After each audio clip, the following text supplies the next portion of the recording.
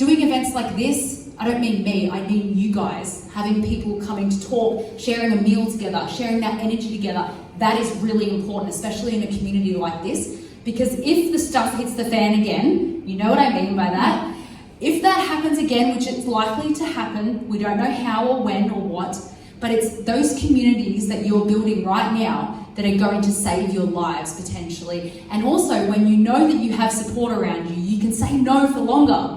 Like, we didn't have that during COVID. When COVID happened, we were all running around like headless chickens trying to find our tribe, weren't we? Now we have it. If you haven't found your tribe by now, you haven't tried, basically. There are groups all over the world exactly like this one. And the strength of those bonds is going to be really important. So we need to know where our local meat is, where our fruits and veggies, what's the meeting point if stuff hits the fan, for example. And that is probably a better use of your time than you delving down to every single rabbit hole. And also, look, I had to learn this the hard way, right? It's also, I am the opposite of a pessimist, okay? I'm extremely optimistic. It could be my best skill or my worst attribute. I guess we'll find out later. So when I say something negative, it's because it's been a realistic sort of situation I've had to wake up to. And that is, for example, the democracy that we live in now is different to the democracy that we started off with, or even 50 years ago, right? In Melbourne, we had a protest with 600,000 people on the streets. There's only 6 million people in the whole state. And the protest was specific. It was against the pandemic bill legislation at the end of 2021.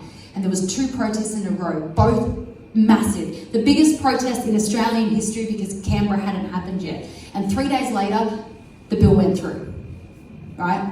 Now, how many times can you take blows like that and before waking up and realising that maybe this isn't the right avenue? Maybe politics isn't the answer right now, for example. Now, I didn't really get the picture straight away then. We're used to losing. We are really used to losing. When the referendum happened, I was like, wait, no, I'm dreaming. This isn't real. Wait, it's a conspiracy. They wanted it to be no.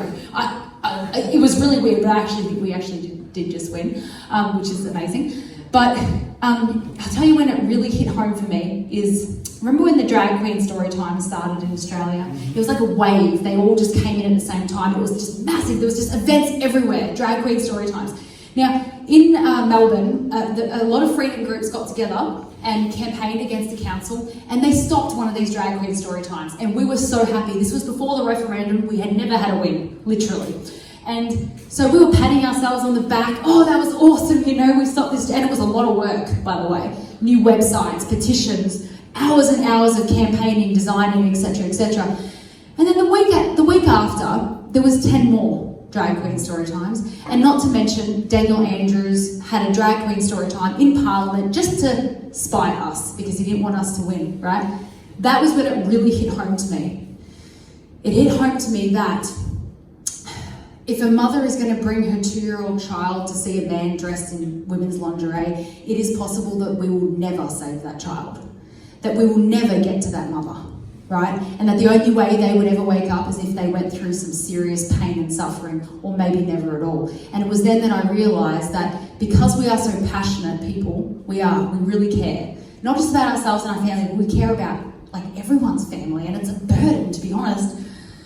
It can be our weakness as well, because we can get so distracted by all these different campaigns, and we're probably going to have to learn to watch people suffer sometimes. It sucks, but what's the option? We're just going to burn ourselves out, and then when our energy is actually needed, we're not going to have any energy because we've used it all on people who aren't even willing to wake up at all. Now, think about this. Right now, it's a really, really hard time to wake people up.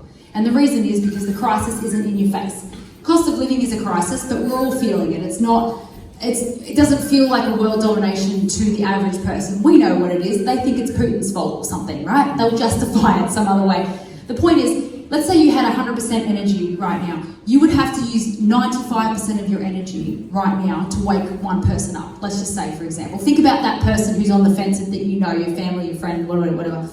Now, I'm not saying giving up on that person. No, never give up on that person. Keep the line of communication open. But when there's a crisis in someone's face, you can wake them up with 5% of that energy. During COVID, so many people woke up because it was so obvious. There was people who were awake before COVID that my dad was talking to 30 years ago about some of this stuff, and they were alone, and now they finally got friends. Why? Because the suffering and the pain of COVID woke so many people up. So what if now is not the time to wake people up at all? It's the time to wait for the right time, because with that 95% energy, you can wake up 19 people when there's a crisis instead of just one. So it's about optimizing our energy. And like I said, keeping those lines of communication open, because you are going to bang your head against the wall trying to wake people up right now. People say to me, well, if you're a freedom fighter, we've got freedom now. I understand COVID was, a little bit tyrannical. I get it. So what are you fighting for now? And it's like,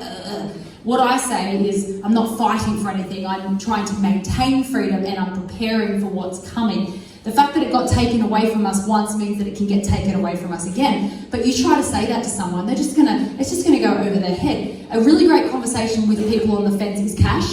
People really do resonate with the cash topic. This is a really good way to keep that line of communication open with them. And while I'm talking about other people and waking people up, I like to make this point, because when people do wake up, because the crisis is, something else is gonna happen, we know that, right? The people who aren't awake yet, they're going to wake up and they're going to be really depressed. Like, really depressed. Because they're going to remember all the terrible things they said and thought and did to people like us. And the fact that we were right and they were wrong. And it's going to be really hard for them to accept that. But we've already gone through a lot of that. Discrimination and stuff like that. We've grown as people, right? We are better people than we were 3 years ago. So we have to be the bigger people for them. Because we're not going to be able to grow our communities if we say, I told you so. It's just not going to work. And just remember, if this time comes and you need to forgive someone, just remember, I will forgive the police who told me to open my tracks, okay? So if I can forgive them, then you can forgive the colleague who made you feel bad for not wearing a mask, or the 15-year-old kid at the grocery store, because it's going to be a really, really tough time for them, and they are going to wake up. And when that time comes, because you're going to have conserved your energy until that time, when the crisis hits, to be honest, I'm a weird person, so I don't want to be naive and insensitive, but I'm kind of looking forward to it. I'm looking forward to it because I know what we're capable of, and because I've been on the ground all over this state and in Europe, and I haven't even touched the tip of the freedom movement, and I'm already convinced that we're going to smash it. Like, honestly, we weren't prepared at all during COVID, and look what we achieved. There's 43 people here on Russell Island. Imagine if they tried to do anything like that again to us. It's actually going to be hard, but it's going to be magical as well. Think about this. Since the mandates, how many people have woken up that we don't know? They don't know who we are. We don't know who they are, because they don't need us. There's no crisis in their faces. They don't know what Rumble is. They don't know what Telegram is, because they're not isolated like we were. We had to find each other.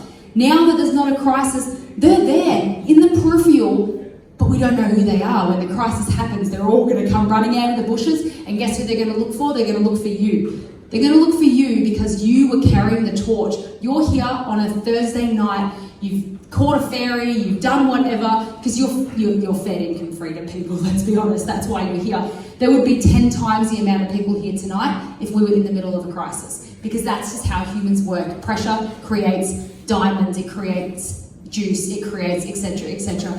So